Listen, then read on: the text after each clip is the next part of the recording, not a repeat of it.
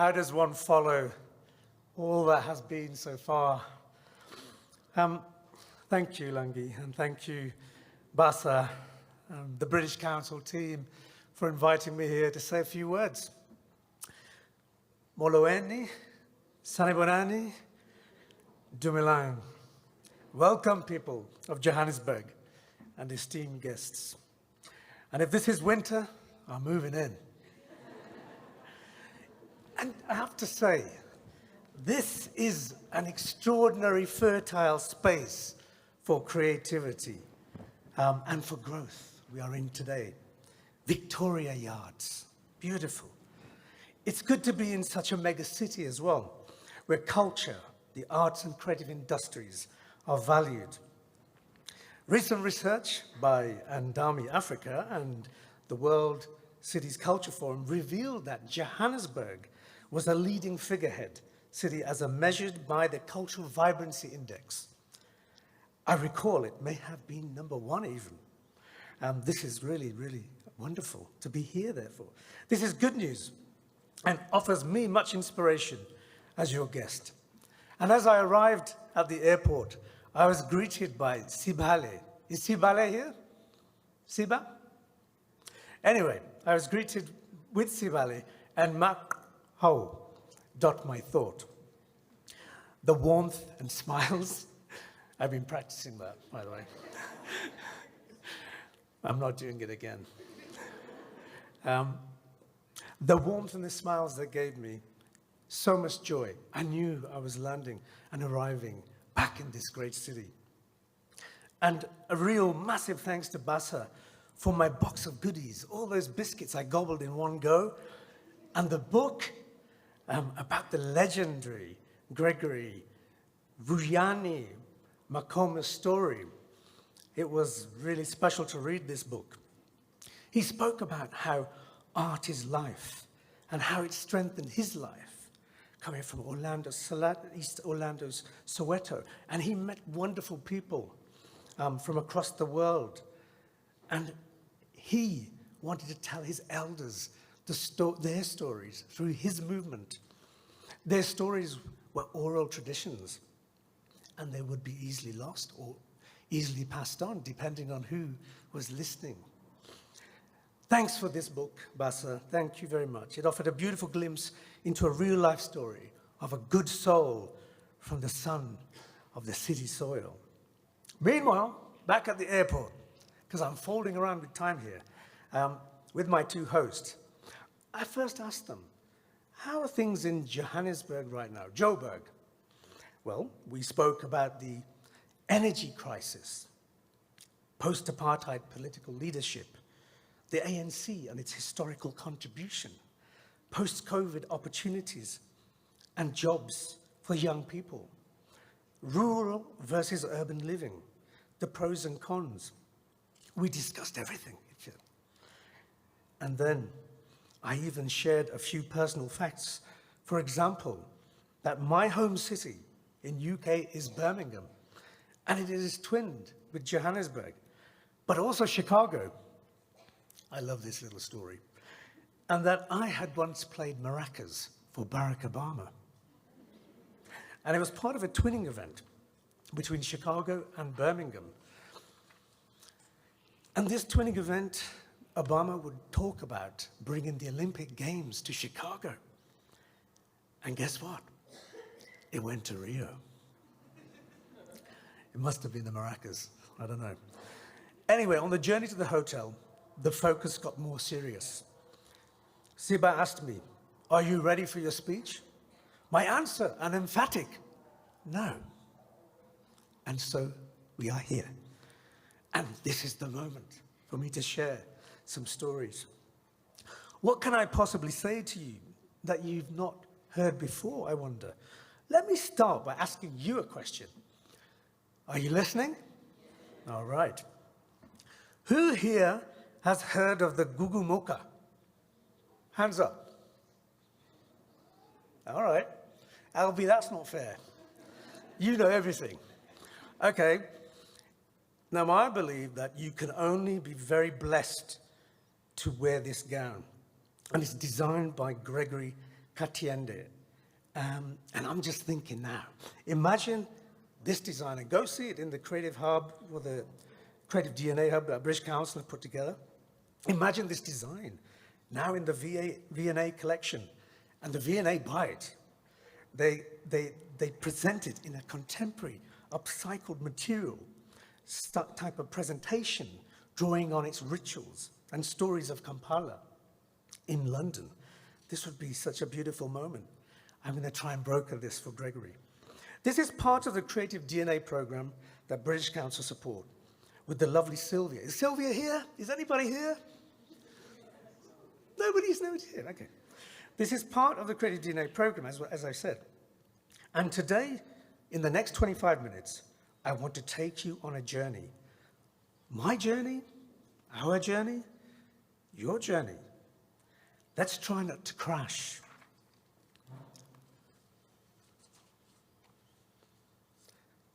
You know, I'm a firm believer that I'm in the arts in order to understand not only myself, but the world and the universe we are in, maybe the multiverse.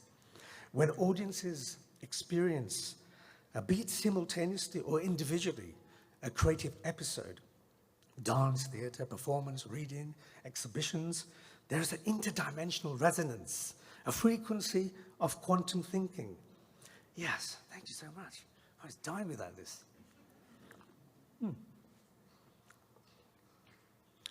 So this resonance, a frequency of quantum thinking and connections unseen, a moment where we have bonded knowingly and often unknowingly. This is the magic of art. And yesterday, I was going to say I bumped into Sandra Subert. Yeah. There was an instant yet distant recognition at play. We had never met before. We discussed her design and dress made out of reused sugar sacks. It was the same dress I had witnessed at Liverpool Biennial at Open Eye Gallery 2023. It was firmly embedded in my subconscious soul. I felt that the resonance of her ultra-dimensional energy stayed with me and was revealed in the higher mind in Johannesburg. Naturally, we embraced, high-fived, when we realized our mysterious connection, the magic of art. The power of how artists explore stories, it is incredible. The depth and skill of form and aesthetic is often so inspiring. Art can create a gravitational force of attraction between cultures, communities, nations. But what forces attracted me to the arts? Like a good boy, I studied manufacturing engineering, industrial management. It was a safe career. And don't yawn, it was an important opportunity. But yes, I was often missing in action.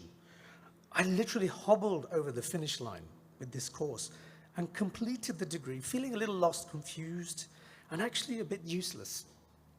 It was the height and light then of the Himalayan mountain range where my destiny would reveal a new trajectory. There was a spiritual performative blessing for a new home, a beautiful vista behind me, mountains, greenery, icy mountains of the Himalayas, live Sufi sounds and interactive skills of the tabla, vocalism, harmonium. It touched my heart, it broke my heart. And then I came to Nottingham. I went up a hill and down a hill, and before me was a red brick building with a door open. Its gravity, like a black hole, pulled me in. As I entered, there were two people arguing about the production of a photograph. Nadeem and Bubs, I will never forget them. Indian and Pakistani at battle, but with joy, because they were talking about art, connecting. And so I asked them, I returned from the mountains. I need to do something new. Have you got a job? And they said, no, but you can volunteer, and the arts doesn't pay. So, join us. So I did, and I joined the festival. And it was the first South Asian Arts Outdoor Festival, Nottingham Miller. I would return to the same space 16 years later as the CEO, artistic director of New Art Exchange. Back then it was Nottingham Art Exchange. And looking back, My active working decades had a thrust and motto about them. I never knew it then, but now I reflect and look back, I can sense that motto, I can see that motto. In the 90s, I was determining self, finding the joy of art. The joy of art was my motto. In the 2000s, experimentation with form had started. This was the motto of building the ground. And then, in 2010s, it was about courageous entrepreneurship, to think and deliver the new at New Art Exchange. And then in the 20s, we're here. We are now confronting, or I'm confronting, I feel, genuine truths of our time to support new generation and pioneering leaders, you guys out there. I have to say, in my heart growing up, I always knew that I wanted to be part of a world where all cultures could belong, where there was a genuine love. And I suppose I recognized this interdependency to overcome difference and struggle. This was my quest. It still is. And I ask you, what is your quest?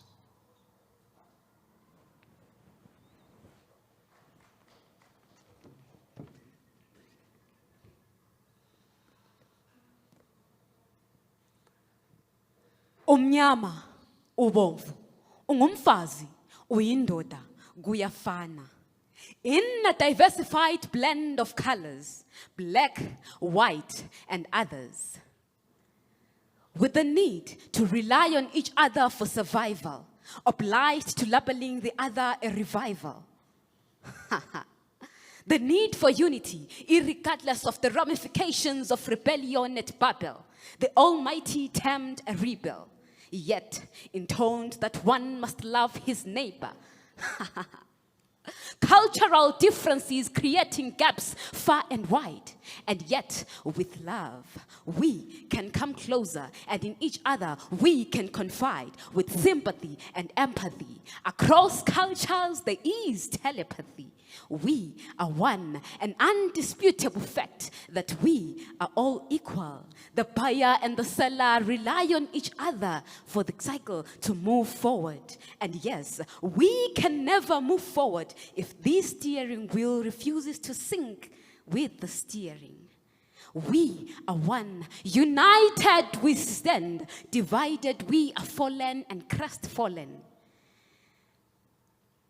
We move forward slowly when opposition is met with collaboration, when self-diligence is replaced by reverence. We move forward. We are one. Amandla. Amandla. For we are one.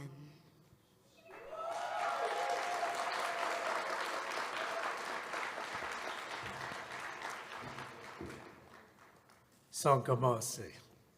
Bravo, bravo. All right, here's a little puzzle for you.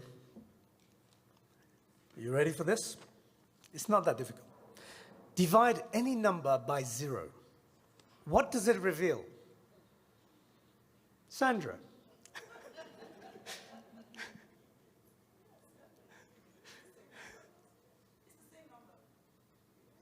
Possibly.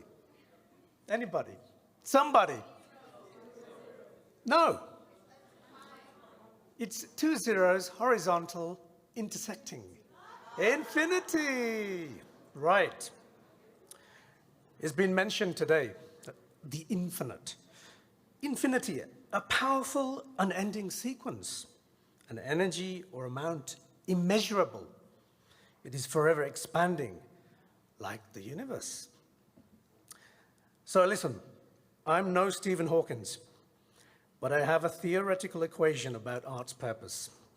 And hear this, and perhaps I want you to work it out, but be patient with what I'm about to say.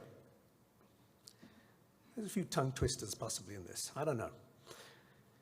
Anyway, look, when information or data intersects with a creative intervention, art, we start to reveal knowledge and understanding. And when this creative expression of knowledge and understanding is revealed to audiences and is then divided by their emotional responses, we begin to feel and sense the value that intersects with the fictional and factual colliding molecules. This ripple factorial of these multiple values created by interacting and engaging audiences help shape new airs of infinity and imaginative wisdoms in multiple dimensions that set in the physical, metaphysical, and quantum digital worlds. If art were an acronym, have you worked out the formula yet, anyone? We'll get there. If art were an acronym, it could be that art realizes transcendence, a provocative intervention for seismic or even subtlety in terms of our shifts in our understanding of the here, now, past, future, and the forever infinite. But who tells their story? Who interfaces with the creative moment for this wisdom to be realized? Creative intervention is where the stories that define us or define something are revealed. And this is why multiple perspectives are so key to create a new dimensional sense of who we are and how we connect with one another and the so-called other. If the stories being shared are via the same gravitational constant, we end up with the status quo, a world where inequality, marginalization, inferiority complexes fester into problematic societies of separation, and of course, superior positioning. A gravitational constant which does not shift by cultural representation will keep attracting the same dialogue, and our attempt for a globally connected consciousness will be segmented by echo chambers of separation, many not even engaged in this potential to align and collaborate, therefore. These echo chambers, for me, are multiple ponds of stagnant, poisonous water. On that note, healthy water. Thank you, Johannesburg. So when art interfaces with the emotions and feelings of audiences, something special happens. A transition from contextual analysis to data forming into analytical information, then knowledge, finally wisdom, but not necessarily in that order. For me, also now, the frontiers in establishing deeper states of consciousness and bespoke subjective truths flowing through stories that entrap, tickle, and extend our imagination. The equation forming in this third decade of 21st century planet we are occupying on Earth for a technologically aided intervention is a poetic metaphor, therefore. Perhaps have a go and share your equation with me and make sense of art, or not.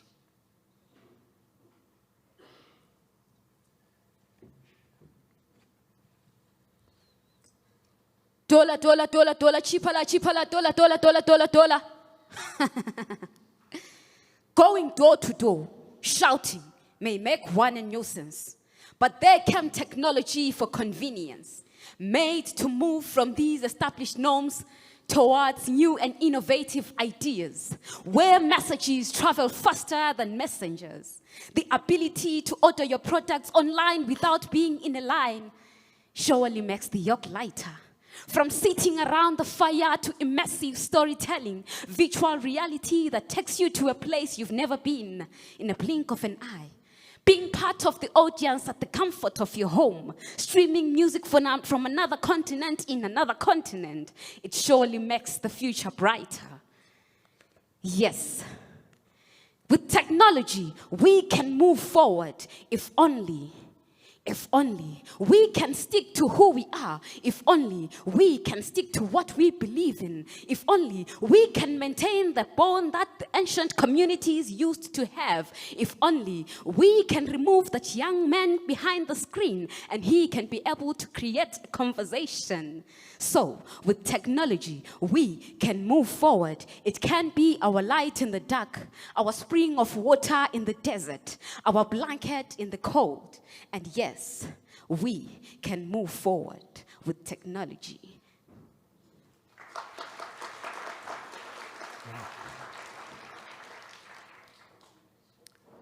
Thank you, Sonkamose. Okay, no more equations. Promise. So recently I was in Venice for the Venice Biennale. I have a long history with this space. And for the first time in history, for the British Pavilion, the commissioner, artist, curator, and the investor for the curator were all people of diasporic community, representing Grand Britannia. This was a beautiful moment. The artist, John Akamfra, a Ghanaian-born UK citizen. The curator, Tarini Malik, Indian-born, Zambian-raised, and now based in London. Me, the commissioner, a Punjabi Brahmi, that means from Birmingham, heritage from Punjab, parents. And of course, Shane Ackroyd, Anglo-Pakistani, the investor into the curator. John's epic installation, Listening All Night to the Rain, inspired by a poem from an 11th century poet, Su Dongpo, uses water as a key metaphor, or even a poetic fact, if not a scientific theory. Here's an interesting point of reflection. The water we have on this planet is the same water, it's just in a state of renewal and recycling. I never actually thought about that, but it's true. It is the same water the dinosaurs drank, the same water witness to many historical moments. There was a scientific theory, actually, that in water's molecular structure, it could retain the memory of all the past interfaces. Of course, it was never proved, and therefore it remained a poetic fact. Our pavilion artist, John, used this idea as a way of water revealing washed histories, revisiting them using the acoustemology principle, and I'll explain what that is later. John's use of water is that it features in many ways, washing up the cultural memories, significant ones, a way of reflecting, a way of healing, offering a space of spiritual calm.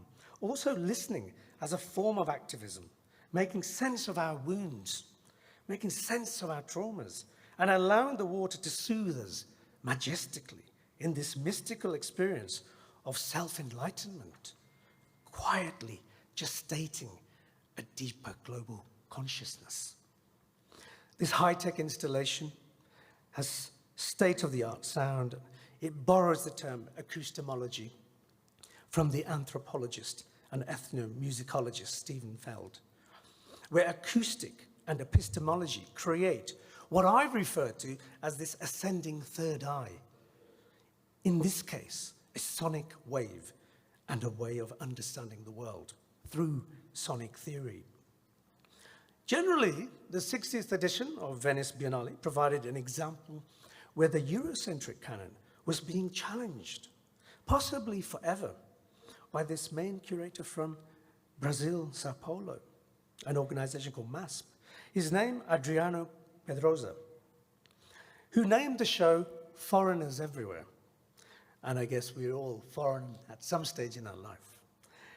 He curated artists unknown to the world.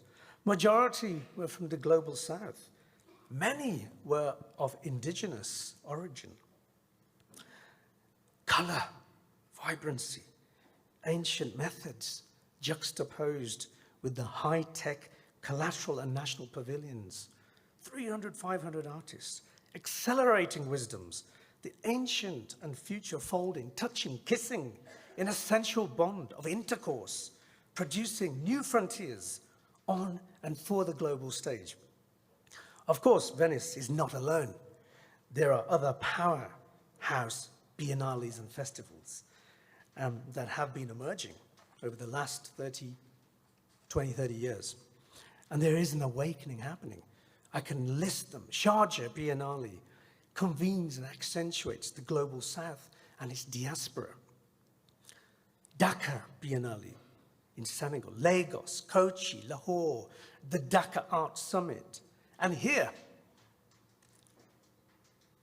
Fakugezi African Digital Festival. Is Eduardo here? Somebody here? Yes, stand up, Eduardo, come on. This guy's doing a great job. Big fan. Look, I'm going to say, Venice is changing. It is the biggest platform for contemporary art. Some people call it the Olympics. Let me tell you one thing that is superb. The African representation is growing. There were 18 spaces of national significance presented from Africa, the continent. Young creatives everywhere. And they are the fastest growing pavilions. Every year there are 5 or 6 new pavilions. I would say 60% are from Africa. This is a great achievement. There is something in the air. There is an African state of mind at playing, borrowing from the academic musician Felwine Sarr. So exploring cultural memory on a personal level, let's just go there for a minute. So the space where I first landed and was volunteering with the 2 guys arguing after finishing my moment in engineering, it was a pioneering space. This space was Nottingham Art Exchange that becomes New Art Exchange. And since the 80s, it hosted Black Art UK movements featuring Jamaican sound systems and cultures, with the anarchy of the punks and reggae interfacing. And then the British South Asian Mela festivals and Bhangra coming together, all in a mishmash clash. It was the joy of art, it really was. This history, through this creative center of heritage and creativity, was a key moment in setting off an infinite radical ripple with creative activists who wanted to share a new diasporic expression coming out of the Midlands and the UK. Nottingham Art Exchange, which later became New Art Exchange, as I said, in 2008, helped pioneer the shift in UK cultural policy by sharing the brilliance and excellence of the stories from the diaspora and their context, from the geographic and cultural peripheries. It was from here I was then to be headhunted for British Council. And soon it will be time for me to reincarnate, possibly adventure into outer space with a pit stop on the moon.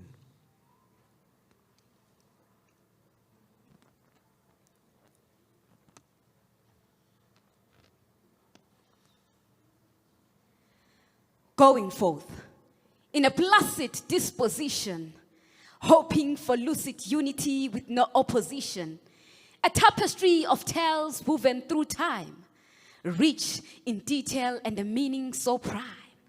From essential ruins amanquwa bomkhokho to modern cities, yibonkanyakanya kuyacebezela kuhle. From what others saw as nakedness, batabensunda baphucukanga bahamba mapunapuna, to neckties. The value of our culture exceeds that of a ton of gold. The gravity of our culture outweighs everything that we saw in our childhood until we became old. The past meant to boost self-confidence.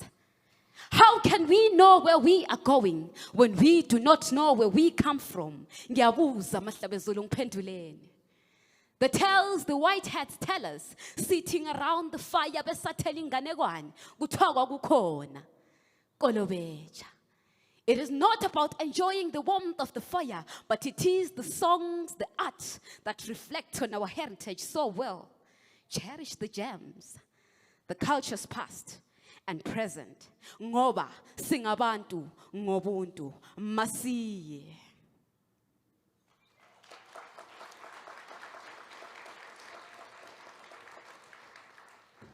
Sonkamose, we love you. So in art we trust. Now I'm going to start my speech. That was just the introduction. Now it gets heavy. So in art we trust. Global consciousness. It is a heightened awareness of our interconnectedness, our shared humanity, a growing recognition for a more inclusive and worldwide perspective. Today, these notions are better reflected in the arts, I would say, where creators are drawing inspiration from personal and diverse cultures and lived experiences, enriching our collective experience with new voices and stories, enabling our cultural heritages to be shared, connected cultures and deepening our connections between one another. We are seeing, for example, award winners in the Oscars from South Korea, to indigenous black artists and African pavilions winning Golden Lions in Venice. We have also seen here on the site the recipients and participants of the Creative DNA program sharing the creative and sustainable works, which are so gorgeous. I will be bankrupt by the end of this conference. Victoria Yards, this incredible space, is an example of new frontiers enabling sustainable livelihoods through this creative design of place making. It's a space that's stunning. Its energy flows and its collective dimension is alive.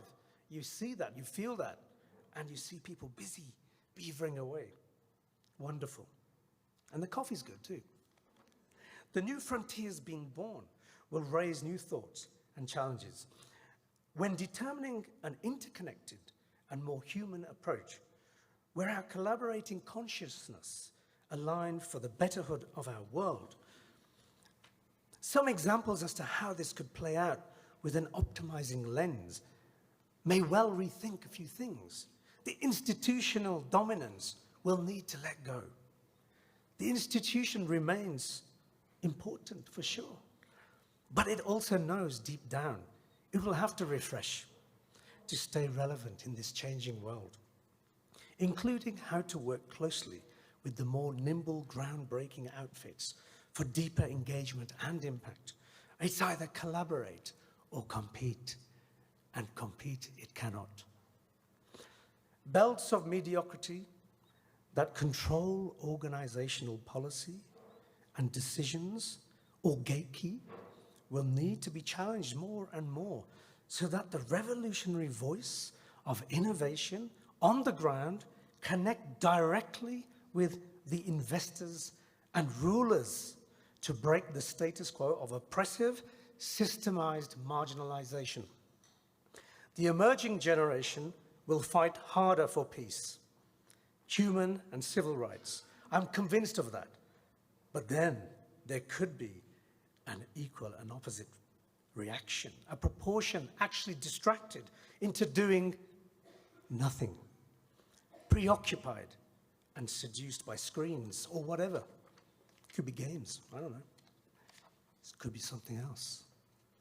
Decolonization and new states of mind owned by confident young cultures will deliver, I'm sure, optimism and share the joy of their creation. I loved the Liverpool biennial theme, and I think you might too in 2023. It was called Amoya. Do we know Amoya? We must know Amoya in this wonderful land. Well, this is what Kanyesele Mbongwa said. In my mother tongue, Amoya means breath, air, spirit, wind, soul. It was important to me. Now I'm pretending to be Kanyesele, which is very difficult, but I'm going to try. It was important for me to have the intimacy in the language that specifically carries people who have been colonized, enslaved, displaced, and disassociated from their native tongue. Language terminologies, now I'm back to me, by the way. Language terminologies, devices will flip perspective. Global majority versus the term minority ethnic, or handcrafted nails that activate your Instagram. Thanks, Aneni, for this. Do you want me to repeat that? Or handcrafted nails that activate your Instagram. Thanks, Aneni. Stand up, Aneni. She's a digital superstar.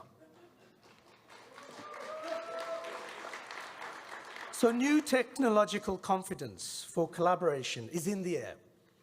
Recently in Venice, I was on the Black Brown Venice WhatsApp forum, and it was exhilarating as a new feature. So much information. However, there are also dangers of echo chambering. However, there was so much joy to be part of something, to belong. Sometimes Venice can be isolating. Anyway, what about food in all of this? Thank you, Dionys. Is Dionys here? All right, Dionys, stand up. There he is. Very handsome fella. Thank you, Dionys, for introducing salted caramel coconut chips. They're so delicious. And guess what? They're not fried, they're baked. And they're from Nairobi. And in the UK, well, curry is still topping fish and chips. This is a good thing. But seriously, what I'm talking about here is about art and the creative sector, intersecting our themes and our worlds in the wider developments, centrally, more regularly. So yes, gastronomy, yes, sport, yes, health, certainly science. So our dialogue has meaning in a wider space and place. So presidents, mayors, prime ministers take note of what we do. It's important. There are many questions and doubts we need to own and share. And I have to say, on my arrival on Monday, I witnessed something special. It was sunset in Johannesburg on the Elevate rooftop with my very large glass of wine, I have to say. There was a self-realization in this moment. It was like the height and light of the Himalayas. Suddenly in this moment, in that moment, our ego, my ego, was so insignificant. And that actually our existence was a miracle. And we needed to cherish this moment, this idea that we exist in this miracle. This was especially so because of nature, the sun descending and to rise again, our planet being so precious. And by the way, at some stage, I really need to meet the African elephant and show my respects. Not virtually, not metaphysically, but actually. New generation leadership and succession. How do we create a new fertile ground, an environment where there is intergenerational wisdom, and we accelerate this talent by creating more environments like the Wits University. Eduardo has already stood up. He's there. He's doing it. He's enabling and determining missing talent, enabling the non-privileged to be part of something for free education. There is a continuum between ancestral indigenous knowledge happening right now, new voices and narratives unseen, and contemporary expression with high technologies. But how do we articulate and realize this model so that it flows seamlessly and is not boxed into segments and divisions? How do we influence the bias of robots or algorithms so they work in our favor, and that global culturally diverse references and wisdoms of sorts are also part of this, and that driverless cars don't run us over? There's a bigger story there. How do we continue to positively transcend national borders through artists with their social media, their digital platforms, to communicate provocations and connect when borders are shut between countries? The UNESCO Mondial Declaration in Mexico was a phenomenal event where policy culture was celebrated with 140 cultural ministers worldwide. They signed up for a new approach to cultural education and the exploration of an 18th Sustainable Development Goal called culture. And I urge you to read it, the Mondial Declaration. And I was there at the signing at Mexico City. I know I'm showing off. But I was there and I saw it happen. And it was a magnificent event where they intertwined cultural heritage, traditions from the indigenous land with policymakers from across the world. Look, the power and role of art, culture, and creative enterprise in our society for sustainable livelihoods is now urgent, and it's important. But especially for this better interconnected world where we want peace, not war. You heard the phrase, make art, not war, where love is the unwritten golden thread. And just like the scattering of dust and rock in the Big Bang, and then an infinite expansion of celestial bodies and life on planets forming, art realizing transcendence is an infinite concept and a forever expanding series of dimensions. And when in societal, spiritual, personal, economic, philosophical, technological, and geographical symbiosis, we can create a narrative, a new frontier for global consciousness. This new conversation and shift in global perspectives presents an opportunity to reimagine how we engage with one another, how we perceive the world around us, and how we shape our collective future. By embracing the new and inclusive frontiers, using traditional and non-traditional systems, plural narratives, and leveraging digital technology, we can embark on a journey towards a more interconnected, empathetic, and inclusive global consciousness where diversity is centered and celebrated, voices are amplified, and possibilities are limitless. As I said before, there is an African state of mind at play. And the chair of the business, Bassa, said it yesterday very beautifully. Africa's time is now, right? Let us then unlock new pioneering wisdoms the world needs right now. Let's unleash our creative equation in mystical, magical, accelerating ways for an immeasurable, infinite impact where our understanding strengthens and our wisdoms are unleashed for an enlightened world where inner peace equals outer peace and the smile of the planet shines everywhere. Master the martial art of your mind, Shindo. Thank you.